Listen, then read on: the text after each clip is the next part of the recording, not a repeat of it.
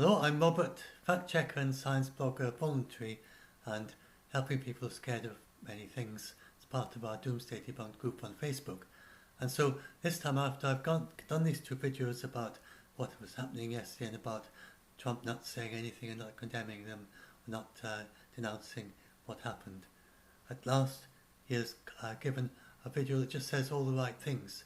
And he's no longer saying all the things that were so controversial and made him really clashing directly with the Constitution. And in fact he's just committed to a peaceful transfer of power and for working together to work together as a community to fight COVID, which again he's never said anything even remotely like that. I'll play the video and then I'll comment on little bits of it, so I'll just play a short bit and then comment, because I think it might be a good way to do it. I think this will go a long way towards healing what happened, combined with the distance of time and the healing of memory as time goes on. I would like to begin by addressing the heinous attack on the United States Capitol. So he called it a heinous attack on the United States Capitol, so he's the same sort of words as everyone else is saying. Like all Americans, I am outraged by the violence, lawlessness, and mayhem. So he's outraged by what happened, and he talks about it as being lawlessness and mayhem. All those to write exactly what a president would think about such a thing. I immediately deployed the National Guard and federal law enforcement to secure the building and expel the intruders. There, it may be slightly embroidering the truth, because it seems it was Pence who did the deployment immediately, but we'll see as the details come out. But he's making right sounds there. America is and must always be a nation of law and order. So that's again so different from what he's been saying before, that he's just been making these allegations before, and he has basically been trying to bypass the law in America, and now he's saying it's got to be based on law and order, and that is really saying that the legal process was a valid legal process. He's really inferring that the legal process that has dismissed all his claims was valid. He's saying it's based on law and order, based on legal process. That's what he's implying there. The demonstrators who infiltrated the Capitol have defiled the seat of American democracy. So, and there again, he's never said anything like that before. And I said before, the kindest way of understanding what he's been doing until now is just having a rather hazy view. And I think that's the kindest way of understanding a lot of his presidency, that he just has not had this very clear view of the Constitution and of the role of the President and of the separation of the three powers of the executive, legislative and judiciary, that someone who has been a career politician naturally has. But he has came as a businessman, and I think he has all the way through had the analogy of a businessman thinking of himself as being a CEO, which is not a very good fit for what he was actually doing. To those who engaged in the acts of violence and destruction, you do not represent our country. So there, he's completely dissociating from these people. They don't represent the country, they don't represent what it stands for. So given that these people were Antifa, and not Antifa, the other way around, but that these people were white supremacist and neo-Nazi, then he's very clearly dissociating himself. He says he's nothing to do with these people who stormed who went into the Capitol and they had guns and they left bombs and all the things they did. And he says they don't represent. And to those who broke the law, you will pay. So that he's just going along and agreeing that their justice is going to be they're going to see justice. So he's actually approving judicial processes against these neo-Nazis and the white supremacists, which have been groups that have been quite strongly associated with him, although not directly, but they've been people that he has not actually condemned before. He's been not been saying very much that would directly condemn things that they did up until now. We've just been through an intense election and emotions are high, but now tempers must be cooled and calm restored. We must get on with the business of America. My campaign vigorously pursued every legal avenue to contest the election results. My only goal was to ensure the integrity of the vote. In so doing... So he's saying they pursued every legal avenue to contest the votes. He's not saying that he's not saying that the legal process didn't work, and he's saying that his only goal was to ensure the integrity of the process. So he's again implying that the process did have integrity, and then in the future that he's going to start. He just says this next bit. I was fighting to defend American democracy. So he's fighting to defend American democracy. That's what actually happened. He's not saying that it wasn't democracy in work, in process. Continue to strongly believe that we must reform our election laws to verify the identity and eligibility of all voters and to ensure faith and confidence in all future elections. So this is something that I think you get quite widespread agreement. They said that it was a very secure election, but there's always things you can work on and improve. In particular, quite a few people think that they should improve the way that the postal ballots are done. They're a very complicated way it's done, and difficult for people sometimes to understand. And there should be a very clear, simple way of verifying identity. And some states have better systems than others, and the ones that they can learn from each other. So I think there'll be quite a lot of cross-party agreement there, that they have different ideas of how to do it, but that particularly that postal voting, which may well be quite important in the future, needs a little bit more work on it to basically simplify, make it easier for voters, and at the same time making it easy to verify and not have all the complexity that makes it so difficult to count the postal votes. So I think we're going to see some kind of bipartisan investigation about how to improve this. Now Congress has certified the results. A new administration... So there he's just confirmed that the results were certified. Congress has certified the results. So there are no more challenges left, it's all over. Will be inaugurated on January 20th. And then he very significantly says a new administration, in other words, not his administration. He doesn't actually congratulate Joe Biden yet in this speech, which is what you would really expect from a president, but he has gone so far, he doesn't even mention Joe Biden. So he's a little step short of that. Hopefully at some point he will congratulate Joe Biden by name and Kamala Harris. But he has made a very significant move forward from anything he said before by saying there will be a new administration. My focus now turns to ensuring a smooth, orderly, and seamless transition of power.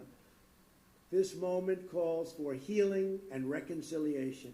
So a smooth transition of power, healing and reconciliation, I mean, it's just the words we want to hear. 2020 has been a challenging time for our people. Indeed, that's quite a significant step forward, because in the past he hasn't been very focused on healing and reconciliation when he was president. He was very much to do with polarising things. At least that was how it was seen by many people. So this is a very significant shift in his whole thrust of how he's doing things. So, but at least for the next few days, I think we're going to see a very differently toned president. So he's going to end his first term in really a much more presidential way of doing things, in the or at least how you traditionally would think of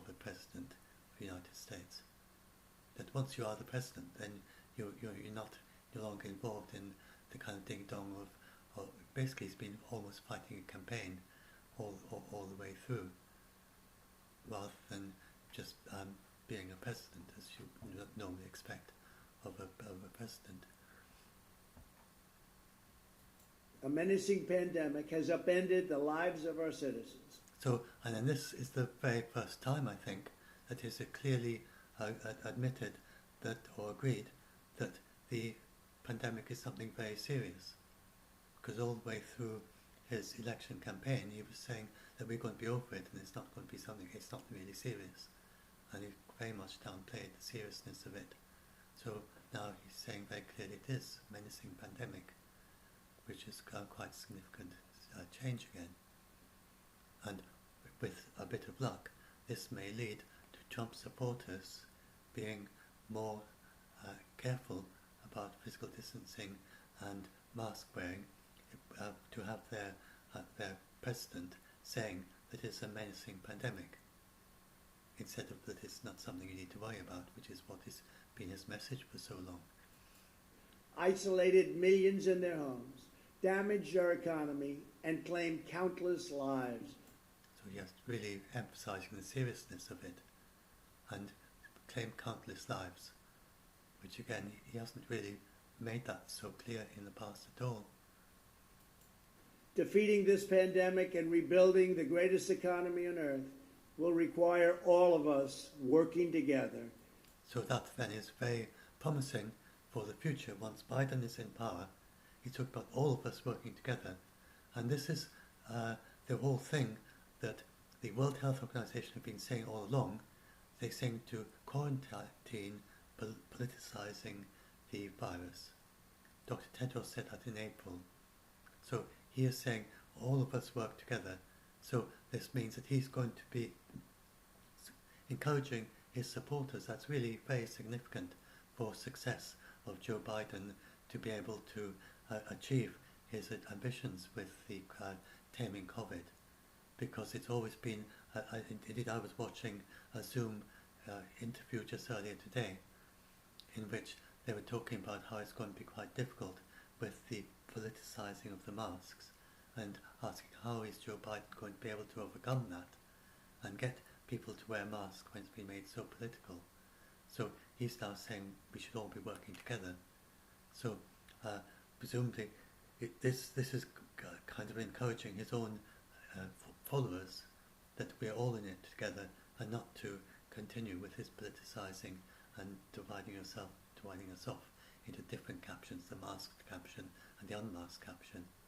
That's at least the implication of what he's saying, because he knows that Joe Biden is going to have a 100-day mask, telling everyone for 100 days to wear a mask, and a mask mandate in all federal properties. So if we talk about us all working together, then absolutely he's saying to his supporters, you should be wearing this mask. That's an implication of what he's saying here. So we get very significant shifts in what he's saying here, very, very significant. It will require a renewed emphasis on the civic values of patriotism, faith, charity, community, and family. We must revitalize the sacred bonds of love and loyalty that bind us together as one national family. To the citizens of our country, serving as your president has been the honor of my lifetime. So again, this has been. So serving as president has been. So he's really making it absolutely clear that there's no challenges left. It has been, because he's moving on. He'll soon be ex-president. That is something someone says if they're reaching the end of their presidency. So again, just reinforcing what he said all along, and talking about the values of family and everything. And then this is very much what we're going to need for fighting the pandemic, of looking out for each other. So he's only indirectly, he's not really labouring these points very much, but it's a very strong hint of the direction that, and these sort of things will have an effect on his followers, and gradually you can't just change suddenly. It's like if you've got a tanker and a big oil tanker, and these take very, very long time to turn very, very slowly. So you can't. It wouldn't even have worked if you just suddenly said all this policy, oh, you've now got to wear masks or something. Then that wouldn't work because it's just too much of a change too quickly. But he's making this very definite shift, which is going to help a lot. So as long as he follows through on it, and he does what he's set out to do already. So this is like your oil tanker just making the first little turns, but very significant turns. It's going to let them go in a different direction, and his followers hopefully will be starting to be keyed up to being more collaborative with Joe Biden and no longer see him as not being a genuine president.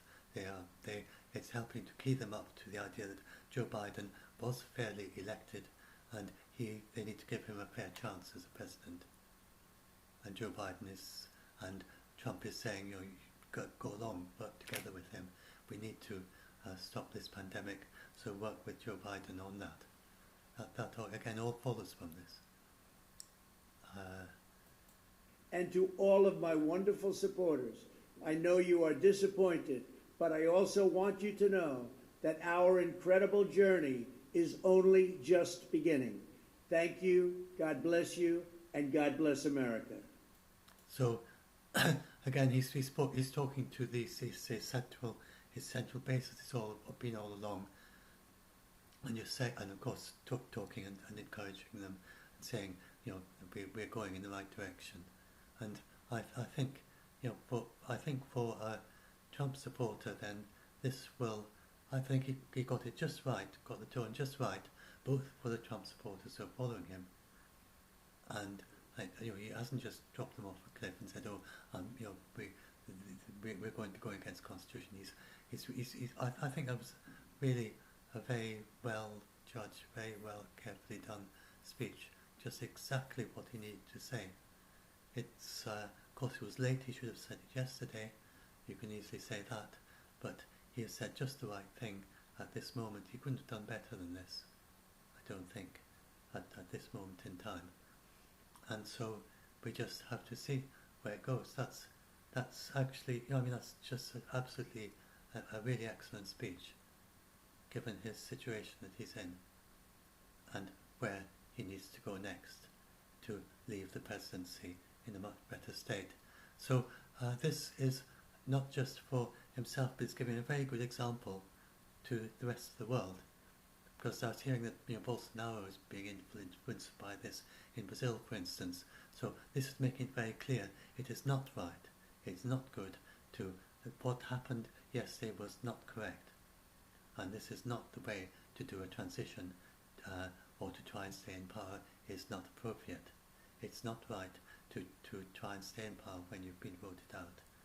So he made that really, really clear, and that what happened yesterday was not correct, and that the Joe Biden and Kamala Harris have been properly certified, and so at the same time as really giving a good message to his own supporters that he's behind them, that they're on a journey together, and they have to find out where they're going.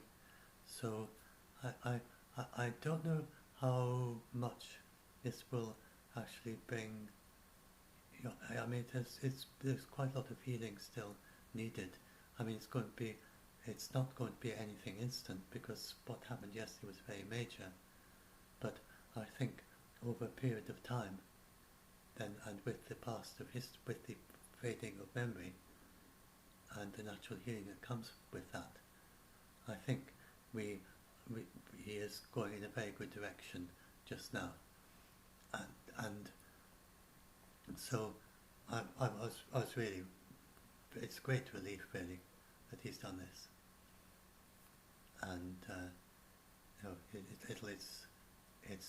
it really, he couldn't have done better for this particular moment of time, I think, and it will help. It'll help him, his supporters. It'll help Biden, he's not going to be fighting Biden as Biden tries to fight the pandemic. They're going to be working together, and the World Health Organization said that's so important that you have solidarity.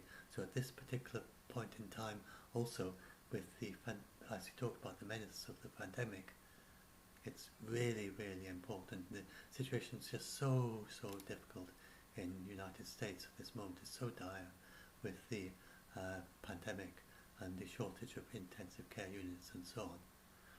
And they can do without we can do without these political divisions and do without these politicizing of the virus. And it looks as if Trump is going behind this solidarity, which is the only way that they're going to really effectively end this virus, end this pandemic. And then if the United States is doing that, then that will also have a very strong effect, I think, in the rest of the world. And if Biden can achieve what the kind of level of unity and the level of support that Jacinda Ardern achieved in New Zealand, then I do believe myself. And even if it is more transmissible, which the World Health Organization do seem to be quite convinced now that this new strain is more transmissible, so they have a good professional view of the evidence. But it's still, the World Health Organization made it very clear that it's not a big jump. So it's only from 1.1 to 1.5 if it is an increase, not from 1 to 10, say, which is, and measles is 18, and the other ones that are quite a bit higher, well above 1. And this is the 1.5 already reduced from 2.5 to 3.5 down to 1.5. So that's not going to be, if you do very careful physical distancing and mask wearing, and Maria Van Kerkhove said in that interview that physical distancing is the most important thing to do. So she said that all the measures, that's the most important. So keeping the right physical distance. Whenever you socialise with someone, step back. Always, she didn't say that, that's my way of putting it, but or just make it completely automatic that in any situation where it's possible to step back and they're not part of your bubble, then just step back and you at least 1 metre or 2 metres away, whatever your country says. And if we're all doing that, that would make a huge difference. Just that alone make an enormous difference.